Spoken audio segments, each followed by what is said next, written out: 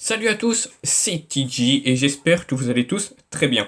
En tout cas, moi ça va impec et aujourd'hui on se retrouve pour une nouvelle vidéo où on va parler un petit peu de football parce que voilà, je vais tout simplement vous faire mes pronostics pour les deux finales européennes, voilà, d'Europa League et de Ligue des Champions qui se dérouleront ce soir pour l'Europa League, voilà, vendredi à 21h, et alors la finale de la Ligue des Champions qui se déroulera dimanche à 21h.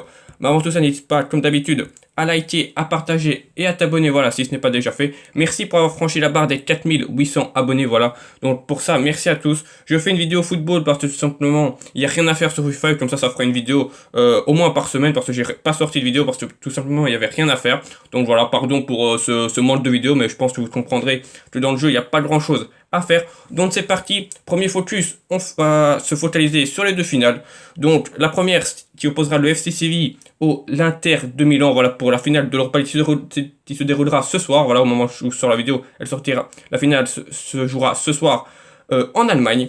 Et alors, dimanche soir, voilà, la finale de la Ligue des Champions qui opposera le Paris Saint-Germain au Bayern Munich. Donc, c'est parti. D'abord, on va se focaliser sur l'Europa League. Voilà, parce que c'est le premier match qui nous intéresse parce que ça se déroule ce soir. Voilà, donc l'Inter de Milan va affronter le FC Séville pour remporter cette Europa League. Donc, c'est parti. On va d'abord se focaliser un petit peu sur l'Inter. Voilà, l'Inter qui a terminé deuxième de son championnat. Voilà, à un petit point de la Juventus. Voilà, rien à dire. Son parcours en Europa League a commencé d'abord par la Ligue des Champions. Voilà, ils ont terminé troisième dans ce qu'on a pu appeler la poule de la mort. Voilà, avec le FC Barcelone et le Borussia Dortmund. Donc voilà, ils ont terminé troisième, ce qui leur ont permis de se qualifier pour l'Europa League. Et depuis ce passage-là, bah, c'est tout simplement une machine qui s'est mise en route parce que voilà, l'Inter offensivement est très fort et défensivement est très solide. Voilà, ils ont éliminé en demi le Shakhtar Donetsk sur le score quand même de 5-0 pour une demi-finale, quand même loin des dégueulasses. Au tour précédent, ils ont éliminé le Bayer Leverkusen, voilà. Donc franchement, très rien à dire. Et surtout en huitième, bah voilà, il faut bien le placer. Ils ont éliminé Retafe, qui dit Retafe dit Molina. Donc voilà, Molina qui a raté en penalty dans ce match. Ouais, bon bah je vais pas lui en vouloir parce que voilà, l'Inter j'aime beaucoup.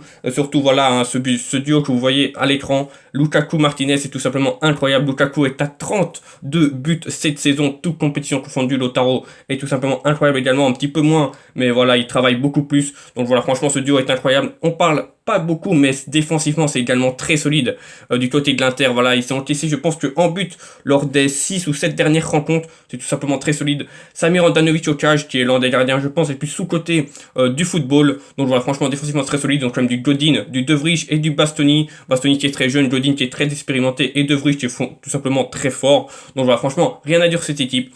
Coaché bien sûr par Antonio Conte. Voilà, une équipe très complète.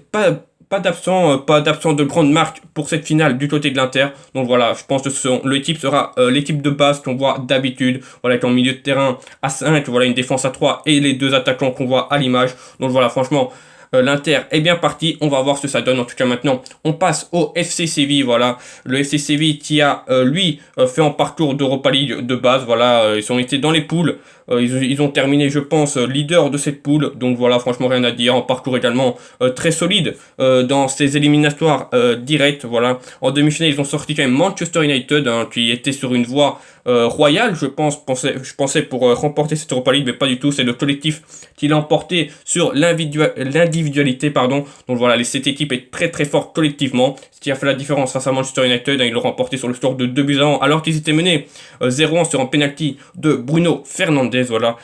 En quart, ils ont fait le job, voilà, ils ont fait le job également face à l'AS Roma, ce qui est quand même pas dégueulasse, hein, l'AS Roma 2-0, donc voilà, franchement, ils ont quand même sorti des grosses équipes du football européen, donc voilà, rien à dire, ils méritent amplement leur place dans cette finale, voilà.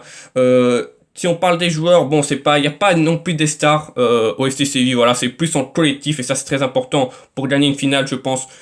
On retiendra que c'est le dernier match de Ever Banega sur la tunique sévillan, voilà, son dernier match, j'espère pour lui qu'il rapportera ce trophée. Emmené également offensivement par un Lucas Ocampos qui est tout simplement incroyable cette saison, donc voilà, qui fait le job, qui peut même jouer gardien, hein, n'hésitez pas à aller voir ça, il a joué gardien en match, il a sauvé le point qui aura permis à Séville de se qualifier pour la Ligue des Champions. Voilà, dans le championnat espagnol, ils ont terminé 3e ex aequo avec l'Atlético de Madrid, ce qui leur permet déjà d'être qualifiés pour la Ligue des Champions. Donc ça, c'est un point très important pour eux. Donc c'est parti pour mon pronostic tout simplement. Ça va être une victoire de l'Inter, voilà, sur le score de 2-1.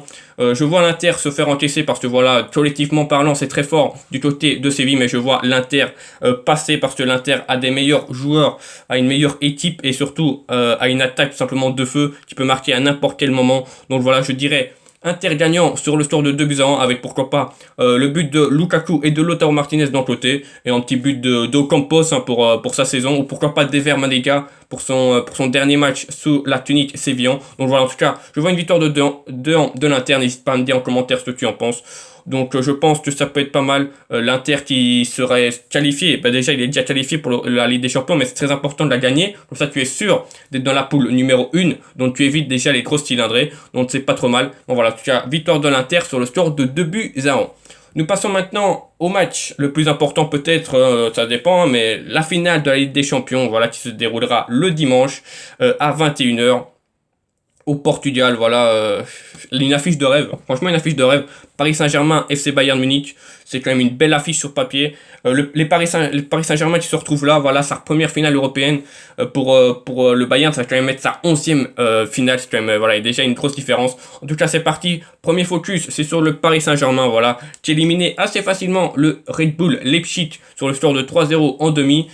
Attention, hein, les clubs allemands portent chance aux Parisiens parce qu'ils ont éliminé également en 8e le Borussia Dortmund. Donc pourquoi pas battre le Bayern Munich. En tout cas, ils sont bien partis pour les clubs allemands. Ils ont terminé première de leur poule numéro 1. Voilà, il y avait quand même le Real Madrid dedans, voilà, avec un bon 16/18, le seul match nul est au Santiago Bernabéu sur le score de 2 buts partout.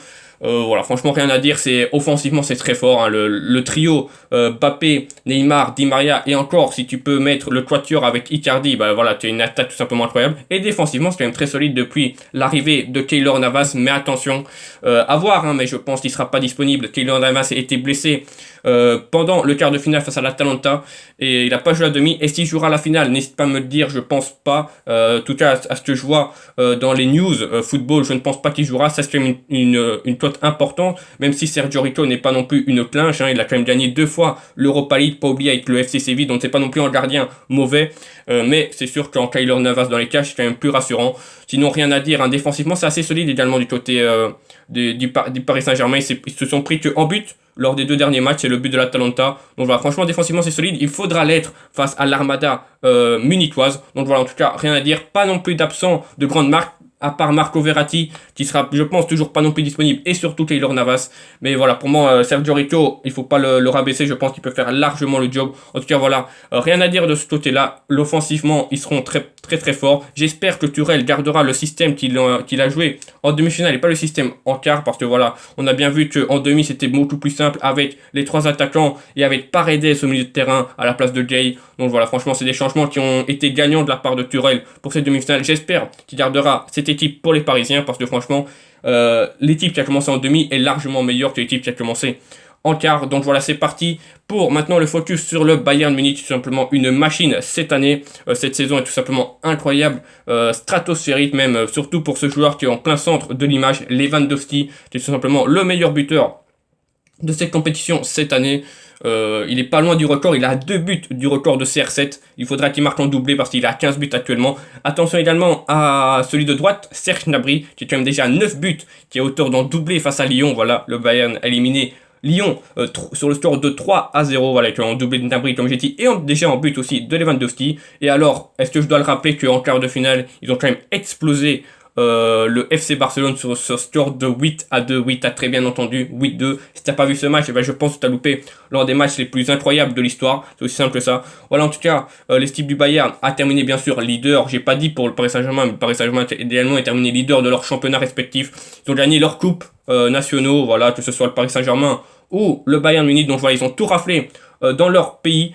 Voilà, il manque plus que ce trophée pour faire le triplé pour le Bayern, ou alors le quadruplé pour le Paris Saint-Germain. Donc voilà, c'est ce qui leur manque. Comme j'ai dit, c'est leur 11e finale de Ligue des Champions pour le Bayern Munich. 5 victoires, 5 défaites.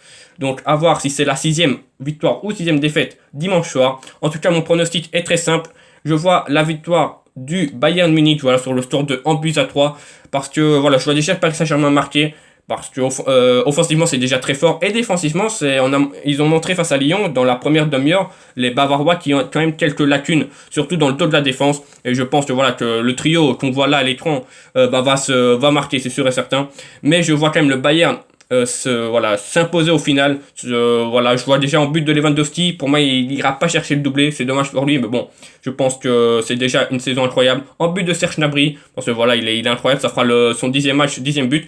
Et en but de Thomas Müller, qui fait tout simplement un travail incroyable dans cette équipe, beaucoup sous-estimé également. Donc voilà, voilà mon pronostic. Donc en 3 pour la finale de la Ligue des Champions, donc le trophée qui ira pour le Bayern Munich. En tout cas, voilà, merci à tous d'avoir suivi cette vidéo jusqu'au bout. Hein. N'hésite pas, comme d'habitude, je te le remonte, mais à liker, à partager et à t'abonner. Voilà, ce n'est pas déjà fait. Si tu aimes bien ce genre de vidéo, n'hésite pas tout simplement à liker, à bombarder de likes. Si tu veux que je fasse plus de vidéos comme ça, pronostic, football. Donc voilà, n'hésite pas à me le dire en commentaire.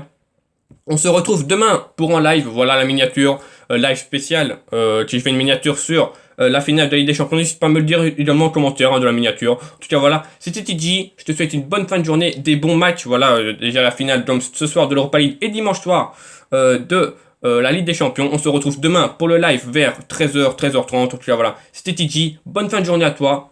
Ciao.